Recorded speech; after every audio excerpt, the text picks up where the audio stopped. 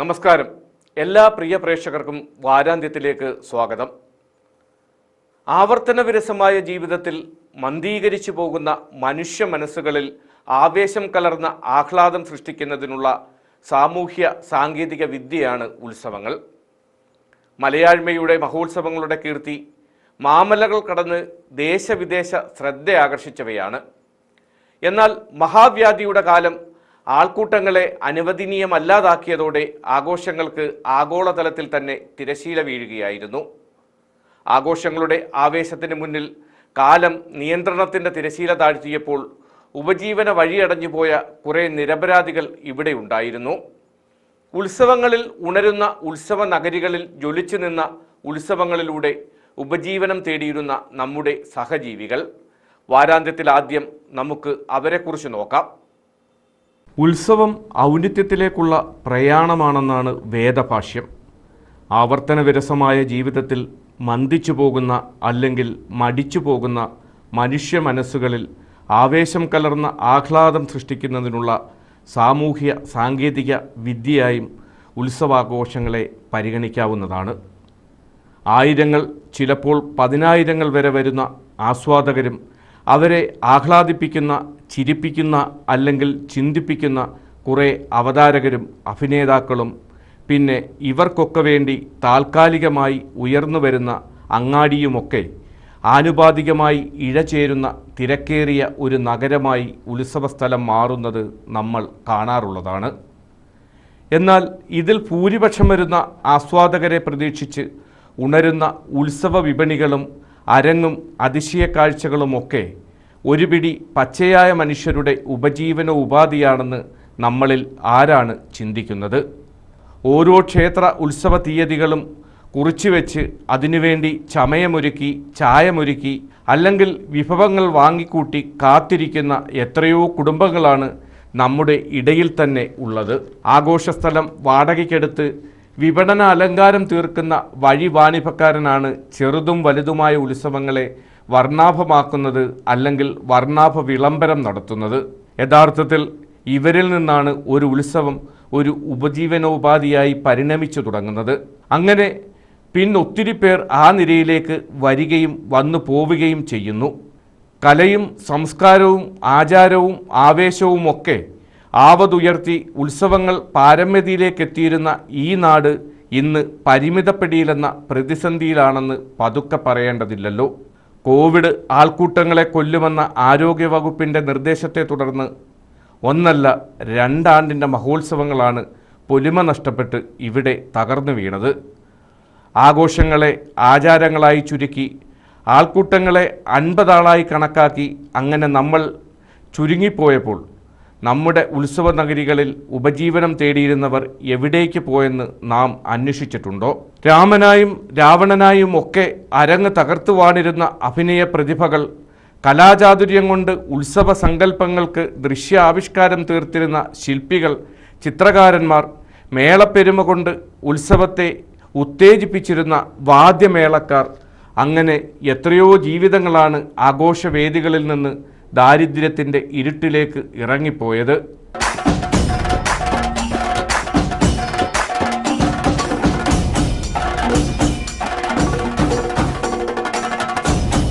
വലിയ മുതൽ മുടക്കുള്ള നാടക സമിതിക്കാരും ഉത്സവ ഫ്ലോട്ട് നിർമ്മാതാക്കളുമൊക്കെ ഇന്ന് പട്ടിണിക്കും പലിശയ്ക്കുമൊക്കെ നടുവിൽ നട്ടം തിരിയുകയാണെന്ന് നമ്മളെങ്കിലും ഓർത്തു വയ്ക്കണം.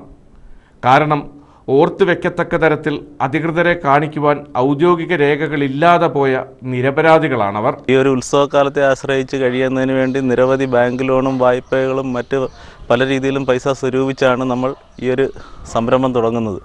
ഈ ഉത്സവ സീസണെ ആശ്രയിച്ച് കഴിയുന്ന കലാകാരന്മാർക്ക് യാതൊരുവിധ വരുമാന മാർഗ്ഗവും ഇല്ലാത്ത ഒരവസ്ഥയാണ് ഇപ്പോൾ ഉള്ളത്.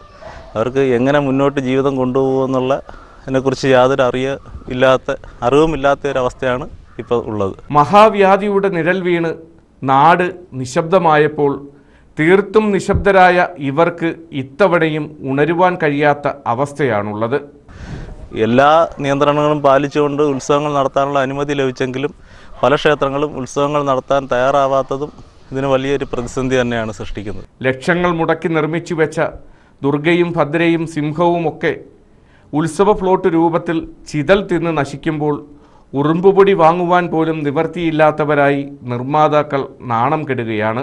കൊട്ടും കുരവയും കെട്ടുത്സവവും ഒക്കെ തിരികെ വരുമെന്നും കടൽ പോലെ കയറി വരുന്ന ആഘോഷാവേശത്തിൽ ചങ്കിലെത്തീ അണയുമെന്നും ഒക്കെയുള്ള സ്വപ്നങ്ങൾ മാത്രമാണ് ഇന്ന് ഇവരെ ജീവിക്കുവാൻ പ്രേരിപ്പിക്കുന്ന ഏക ഘടകം. ഉദയവും അസ്തമയം ഒരുപോലെ കാണാൻ കഴിയുന്ന നാടാണല്ലോ കന്യാകുമാരി. എന്താ ഏറ്റുമുട്ടുന്നുണ്ടോ? നാരായണൻകുട്ടി, ഒരു മാൻപേടയ്ക്ക് സിംഹവുമായി ഒന്ന് കൈയടിക്കാൻ മോഹം. സഹതാപമോർത്ത് സിംഹം പിന്തിരിഞ്ഞാൽ മാൻകുട്ടി അതിനെ ഭീരത്വന്ന് വ്യാഖ്യാനിക്കും. ചോദിച്ചില്ല, ലാഭവും നഷ്ടമൊന്നും നോക്കണ്ട, തുകയും കാര്യമാക്കണ്ട, ഇഷ്ടം പോലെ കൂട്ടി വിളിച്ചോളൂ. മലകളും മുത്തശ്ശി മരങ്ങളും കൊണ്ട് മനോഹരമായിരുന്ന നമ്മുടെ കിഴക്കൻ ഗ്രാമങ്ങളുടെ ഭൂപ്രകൃതിയിൽ കോടാലി വീഴുന്ന ദുരന്ത കാഴ്ചകളാണ് ഇന്ന് വാർത്തകളിൽ നിറയുന്നത്. മണ്ണു മാന്തി തുരന്ന് മലകളെ കൊന്നും പുഴമണൽ വാരി ഉറവകൾ വറ്റിച്ചും ഒരു നാടിൻ്റെ നൈസർഗികമായ നിലനിൽപ്പിന് തന്നെ ഇവിടെ മനുഷ്യൻ ഭീഷണിയാവുകയാണ്. അഗാധ ഗർത്തങ്ങളെ കൈചൂണ്ടി ഇവിടെ ഒരു മലയുണ്ടായിരുന്നുവെന്ന് പറയേണ്ടി വരുന്ന, വരണ്ടുണങ്ങിയ വരകളെ കൈചൂണ്ടി ഇവിടെ ഒരു പുഴയുണ്ടായിരുന്നു എന്ന് പറയേണ്ടി വരുന്ന വലിയ ഗതികേടിലേക്കാണ് കിഴക്കൻ മേഖല ഇന്ന് നീങ്ങിക്കൊണ്ടിരിക്കുന്നത്. പോരുവഴി ഗ്രാമപഞ്ചായത്ത് 14-ാം വാർഡിൽ നടന്ന രൂക്ഷമായ കരമണ്ണെടുപ്പിനെ കക്ഷി രാഷ്ട്രീയത്തിന് അതീതമായി നാട്ടുകാർ തടഞ്ഞത് ഏറെ ആശ്വാസകരമായ ഒരു വാർത്തയായിരുന്നു.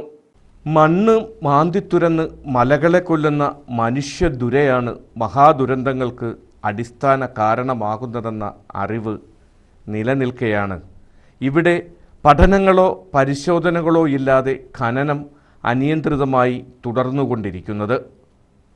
മൊട്ടക്കുന്നുകളും മുത്തശ്ശിമരങ്ങളുമൊക്കെയുള്ള കിഴക്കൻ മേഖലയിലെ ഭൂപ്രദേശങ്ങൾ എന്തുകൊണ്ടാണ് ഇങ്ങനെ നിരന്തര ഉപദ്രവങ്ങൾക്ക് വഴങ്ങിക്കൊടുക്കേണ്ടി വരുന്നത്?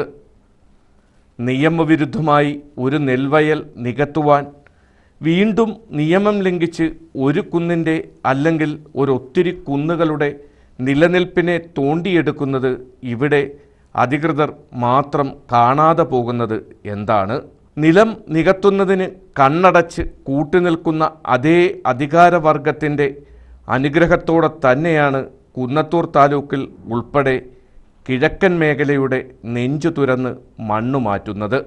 കുറഞ്ഞ വിലയ്ക്ക് കുന്നിൻ പ്രദേശം വാങ്ങുന്ന ഭൂമാഫിയ അല്ലെങ്കിൽ മണ്ണു മാഫിയകൾ വില നൽകുന്നതിന് മുൻപ് തന്നെ വാങ്ങുന്ന സ്ഥലം തോണ്ടുന്നതിനുള്ള അനുമതി അധികൃതരുടെ കയ്യിൽ നിന്നും വാങ്ങുന്നതാണ് ഇവിടുത്തെ ഇപ്പോഴത്തെ കീഴ്വഴക്കം. വാങ്ങിയ മണ്ണിലെ മരങ്ങൾക്ക് കോടാലി വീഴുന്നതും പിന്നെ മലകൾക്ക് മരണമണി മുഴങ്ങുന്നതും ഒടുവിൽ മണ്ണ് തുരന്ന് മതിയായെന്ന് ഉറപ്പുവരുത്തി അവർ മടങ്ങിപ്പോകുന്നതുമൊക്കെ ഇവിടുത്തെ നിരപരാധികളായ ജനങ്ങൾ നിസ്സഹായതയോടെ നോക്കി നിൽക്കുകയാണ് പതിവ്.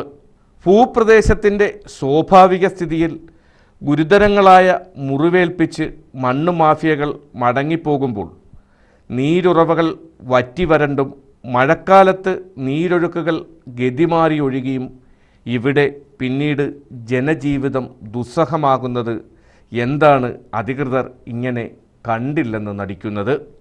മണ്ണ് മാന്തുന്നതിന് അല്ലെങ്കിൽ മലയെ മരണത്തിന് കൂട്ടിക്കൊടുക്കുന്നതിന് ജിയോളജി വകുപ്പിൻ്റെ സമ്മതപത്രമാണ് ഭൂ ഉടമയും ഭൂമാഫിയയും ഒക്കെ ഉപയോഗിക്കുന്നത്. ഇവർ എന്തിനു വേണ്ടിയാണ് ഇങ്ങനെ സമ്മതപത്രം നൽകുന്നത്? മണ്ണു നീക്കം ചെയ്യുന്ന സ്ഥലത്തിൻ്റെ ഘടനയോ അവിടെ ഖനനം നടക്കുന്നത് വഴി ഉണ്ടാകുവാൻ സാധ്യതയുള്ള ദൂഷ്യങ്ങളെക്കുറിച്ചോ സമ്മതപത്രം നൽകുന്ന അധികൃതർ പഠനം നടത്താറുണ്ടോ? ഖനന മേഖലകളിലെ സ്വാഭാവിക നീരൊഴുക്കുകളുടെ ഗതിയെക്കുറിച്ച് ആരെങ്കിലും ഇവിടെ അന്വേഷിക്കാറുണ്ടോ? അത്തരം നീരൊഴുക്കിൻ്റെ ഗതിയിൽ മാറ്റം വരുത്തിയാൽ നിരപരാധികളായ ജനത്തിന് ദോഷം വരുമോ എന്ന് ഇവിടെ ആരെങ്കിലും അന്വേഷിക്കാറുണ്ടോ? ഖനന മേഖലയിൽ നിന്നും പിഴുതെറിയപ്പെടുന്ന മുത്തശ്ശി മരങ്ങളുടെ എണ്ണമോ അതിൻ്റെ മരണം മൂലമുണ്ടാകാവുന്ന പാരിസ്ഥിതിക പ്രശ്നങ്ങളോ ഇവിടെ ആരെങ്കിലും പഠിക്കാറുണ്ടോ?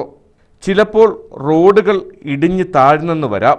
ഖനനം പാതാളം വരെ പോയാൽ കിണറ്റിലെ വെള്ളം ചിലപ്പോൾ കണ്ടില്ലെന്ന് വരാം. മഴനീരൊഴുക്ക് ഗതിമുട്ടി തിരിഞ്ഞ് അടുക്കള വഴി കയറി ഒഴുകിയെന്ന് വരാം. അതൊക്കെ ഇവിടുത്തെ സാധാരണക്കാരായ ജനത്തിൻ്റെ മാത്രം പ്രശ്നമായതുകൊണ്ട് പഠനമോ അന്വേഷണങ്ങളോ ഒന്നും അധികൃതർക്ക് അനിവാര്യമായി തോന്നിയില്ലെന്ന് വരാം. 2 മഹാപ്രളയങ്ങൾ മലയാളിക്ക് തന്ന പാഠം എത്ര വേഗമാണ് നമ്മൾ മറന്നുപോകുന്നത്. പോരുവഴി ഗ്രാമപഞ്ചായത്തിൽ പൊറുതിമുട്ടിയ ആൾക്കൂട്ടം കക്ഷി രാഷ്ട്രീയത്തിന് അതീതമായി പറയുന്നത് അതേ പാഠമാണ്. കഴിഞ്ഞ 2 ദിവസക്കാലമായി ഈ പ്രദേശവാസികൾ ഗ്രാമപഞ്ചായത്തിൽ പരാതി കൊടുത്തിട്ടും യാതൊരുവിധമായ നടപടിക്രമങ്ങളും പാലിക്കാൻ ഈ പഞ്ചായത്ത് അധികാരികൾ തയ്യാറായിട്ടില്ല. ജനങ്ങൾ വളരെ വലിയ ആശങ്ക നിലനിൽക്കുകയാണ്. കാരണം ഇത്രയും വലിയ ഒരു 160ഓളം ലോഡ് മണ്ണ് ഈ റോഡിലൂടെ എടുത്തുകൊണ്ട് പോകാനാണ് അവർ ശ്രമം നടത്തിക്കൊണ്ടിരിക്കുന്നത്. ഈ റോഡിൻ്റെ നിർമ്മാണം ഒരാഴ്ചക്കാലം മാത്രമേ ആയിട്ടുള്ളൂ. ഈ റോഡിൻ്റെ കോൺക്രീറ്റ് നിർമ്മാണം കഴിഞ്ഞതിന് ശേഷം ഈ കോൺക്രീറ്റ് നിർമ്മാണത്തിലൂടെ ഈ ഒരാഴ്ചക്കാലം മാത്രമായിട്ടുള്ള ഈ റോഡിലൂടെ ഇത്രയും വലിയ ലോഡ് പരിധിക്ക് അപ്പുറം ടൺ മണ്ണ് കയറ്റിക്കൊണ്ട് ഈ റോഡിലൂടെ ഈ 160 ലോഡും സംഘവും കടന്നുപോയി കഴിഞ്ഞാൽ ഈ റോഡിലുണ്ടാകുന്ന നാശനഷ്ടങ്ങൾ ഏത് രീതിയിൽ പരിഹരിക്കാൻ കഴിയുമെന്നറിയാൻ വയ്യാതെ ജനങ്ങളാകപ്പാടെ ആശങ്കയിലാണ്. ഭൂപ്രദേശങ്ങളുടെ സ്വാഭാവിക സ്ഥിതിയിൽ കോടാലി വയ്ക്കുന്ന നമ്മുടെ ദുരാഗ്രഹത്തിന് എന്നാണ് അറുതി വരുന്നത്? വാരാന്ത്യ വാർത്താവലോകനത്തിൽ ഇനി ഒരു ഇടവേള. കേരള വിഷൻ അവതരിപ്പിക്കുന്ന ആൻഡ്രോയിഡ് ഫുൾ HD സ്മാർട്ട് ടിവികൾ.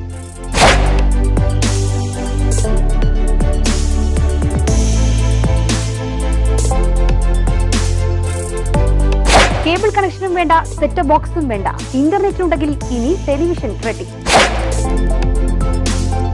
നിങ്ങൾക്കിഷ്ടമുള്ള എല്ലാ ചാനലുകളും തിരഞ്ഞെടുക്കാം. കൂടാതെ YouTube, Netflix, Amazon prime media തുടങ്ങിയ എല്ലാ സാമൂഹ്യ മാധ്യമങ്ങളും ഇനി നിങ്ങളുടെ ടെലിവിഷൻ. ഈ സവിശേഷതകൾ എല്ലാം കൂടിയ കേരള വിഷൻ ആൻഡ്രോയിഡ് TV നിങ്ങൾക്ക് സ്വന്തമാക്കാം വെറും 13,999 രൂപയ്ക്ക്. കേരള വിഷൻ ആൻഡ്രോയിഡ് TV തവണ വ്യവസ്ഥയിലും ലഭ്യമാണ്. കൂടുതൽ വിവരങ്ങൾക്ക് നിങ്ങളുടെ കേരള വിഷൻ കേബിൾ TV ഓപ്പറേറ്റർമാരെ ബന്ധപ്പെടുക. വാരാന്ത്യത്തിലേക്ക് വീണ്ടും സ്വാഗതം. കേരളത്തിലെ ഏറ്റവും വലിയ ജലസേചന പദ്ധതി എന്ന് കേൾവി കേട്ട കല്ലട ജലസേചന പദ്ധതി വികസന മേഖലയിലെ ഒരു നിർഗുണാവിഷ്കാരമായിരുന്നു എന്ന് പറയുന്നതിൽ തെറ്റില്ല. 1992 കനാൽ കമ്മീഷൻ ചെയ്ത അതേ വർഷം തന്നെ ഇടിഞ്ഞു വീണുകൊണ്ട് അറ്റകുറ്റപ്പണികൾക്ക് കൂടി തുടക്കം കുറിച്ച ഈ പദ്ധതി പ്രതിവർഷം കോടിക്കണക്കിന് രൂപയാണ് കനാലിലൂടെ ഒഴുക്കിക്കളയുന്നത്. 13.5 കോടി രൂപ ചിലവ് പ്രതീക്ഷിച്ചു തുടങ്ങി ഒടുവിൽ അവിശ്വസനീയമായ നിലയിൽ 800 കോടിയോളം ചിലവഴിച്ചിട്ടും അന്തവും അർത്ഥവുമില്ലാതെ ഈ പദ്ധതി പ്രവർത്തനം ഇന്നും തുടരുകയാണ്. മൈനാഗപ്പള്ളി മേഖലയിൽ മാലിന്യവാഹിയായ കനാലുകളിലൂടെ വെള്ളം തുറന്നു വിട്ടതോടെ നിരവധി കിണറുകളിൽ മലിനജലം ഇറങ്ങി നിരപരാധികളുടെ കുടിവെള്ളം മുടങ്ങിയത് ഈ ആഴ്ചയിലെ അതിദുരന്ത വാർത്തകളിൽ ഒന്നായിരുന്നു.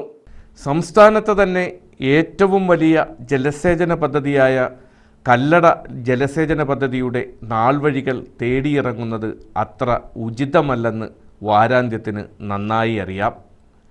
എങ്കിലും ഗുണത്തിന് വേണ്ടി എന്ന പേരിൽ പൊതുഖജനാവിലെ കോടികൾ മുടക്കി ഉണ്ടാക്കിയ ഒരു പദ്ധതി നിർഗുണവൽക്കരിക്കപ്പെടുക മാത്രമല്ല, നിരപരാധികളുടെ ഉറക്കം കൂടി കെടുത്തുവാൻ തുടങ്ങിയാൽ ആർക്കാണ് ശ്രദ്ധിക്കാതിരിക്കുവാൻ കഴിയുന്നത്?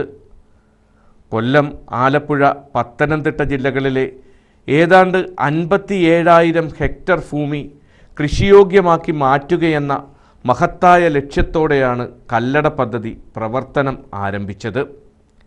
ഏതാണ്ട് 700 കോടി രൂപ ചിലവഴിച്ച് 1986 തെന്മല പരപ്പാറിൽ തീർത്ത ഡാമിലേക്ക് കൊല്ലം, ആലപ്പുഴ, പത്തനംതിട്ട ജില്ലകളെ കനാൽ വഴി ബന്ധിച്ചപ്പോൾ അന്ന് 10,000കണക്കിന് കർഷകരാണ് അധികൃതരെ വിശ്വസിച്ച് മോഹന സ്വപ്നങ്ങൾ നെയ്തെടുത്തത്.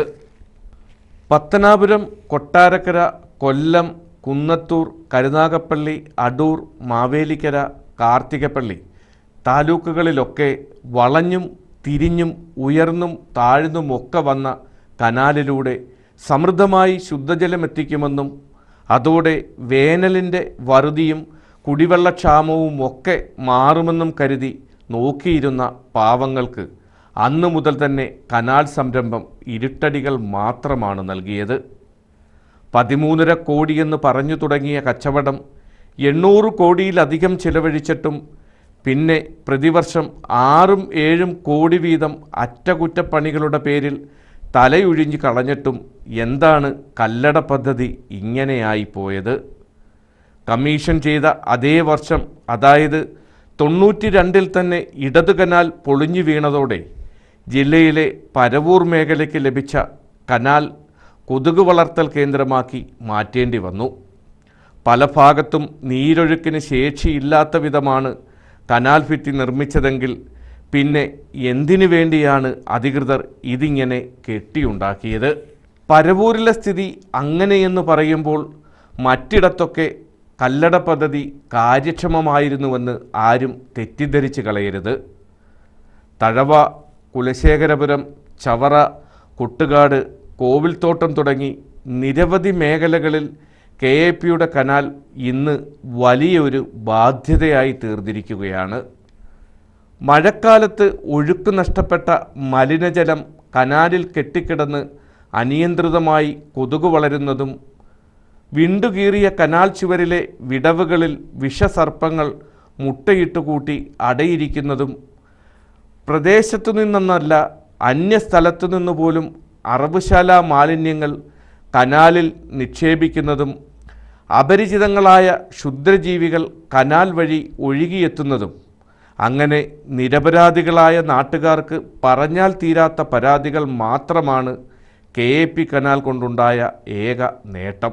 ഈ കനാല് ഇതിനകത്ത് വേസ്റ്റുകൾ വെക്കലും എല്ലാം കണ്ട് അടിഞ്ഞു കൂടിയിട്ട് ഇവിടെ ഞങ്ങൾ 4 മണി തൊട്ട് ഞങ്ങൾ ഈ പ്രദേശത്തുള്ള കുറച്ച് ആൾക്കാർ കൂടി ചേർന്നാണ് ഇവിടെ ഇത് വൃത്തിയാക്കിക്കൊണ്ടിരുന്നത്. ഇതിൽ ഇറിഗേഷൻ്റെ വകുപ്പിലെ അധികാരികളോട് പറഞ്ഞത് ഇപ്പോൾ ഇത് വെള്ളം സ്റ്റോപ്പ് കുറച്ചിട്ടുണ്ടെന്നാണ്.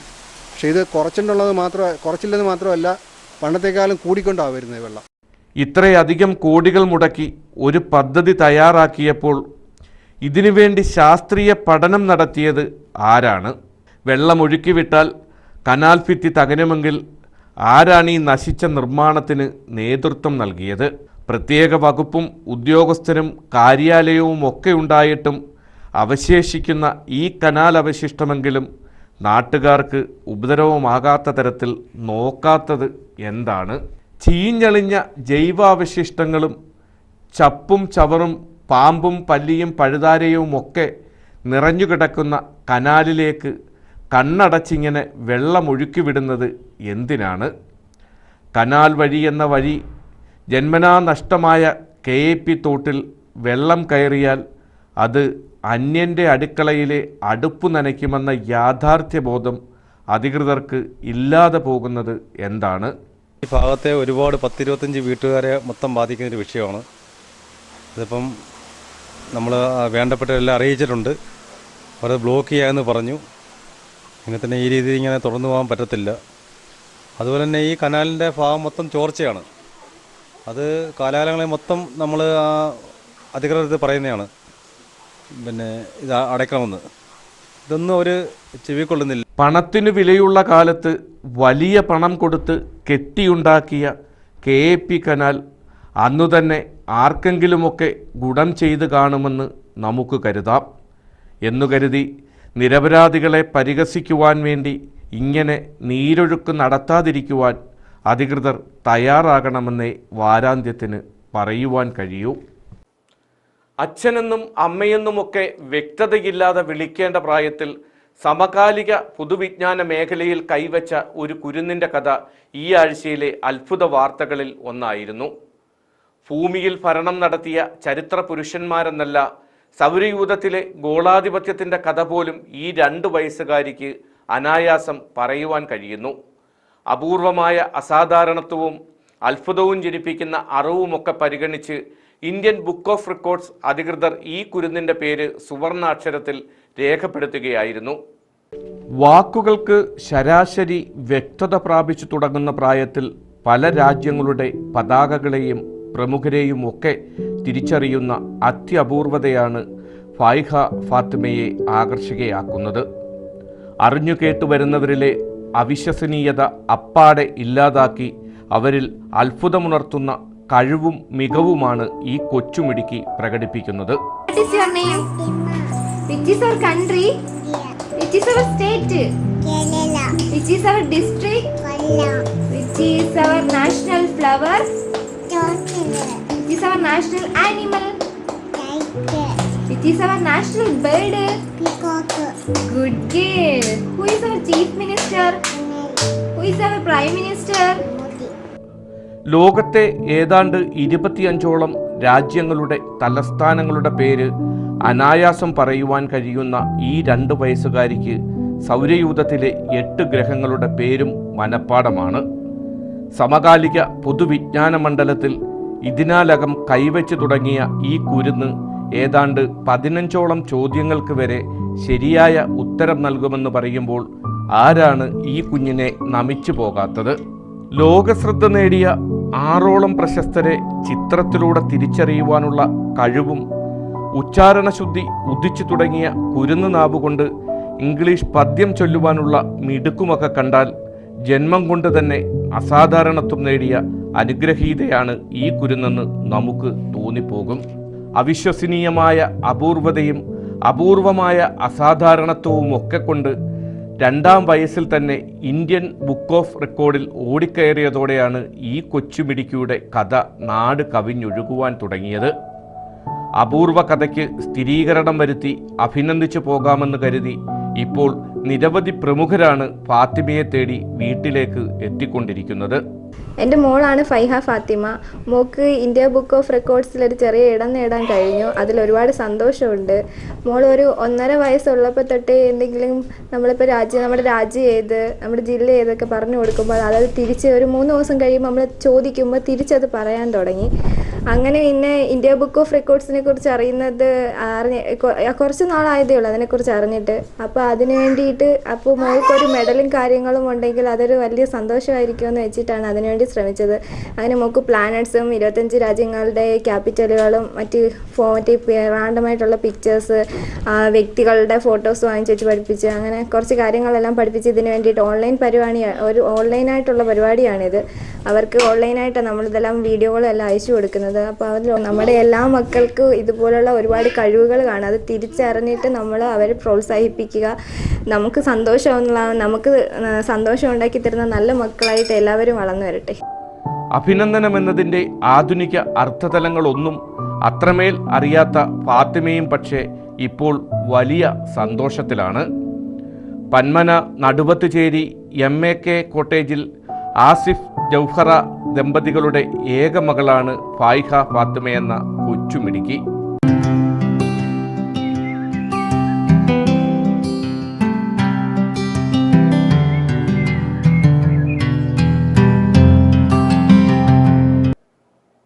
വാരാന്ത്യ വാർത്താവലോകനം ഇവിടെ പൂർണ്ണമാകുന്നു.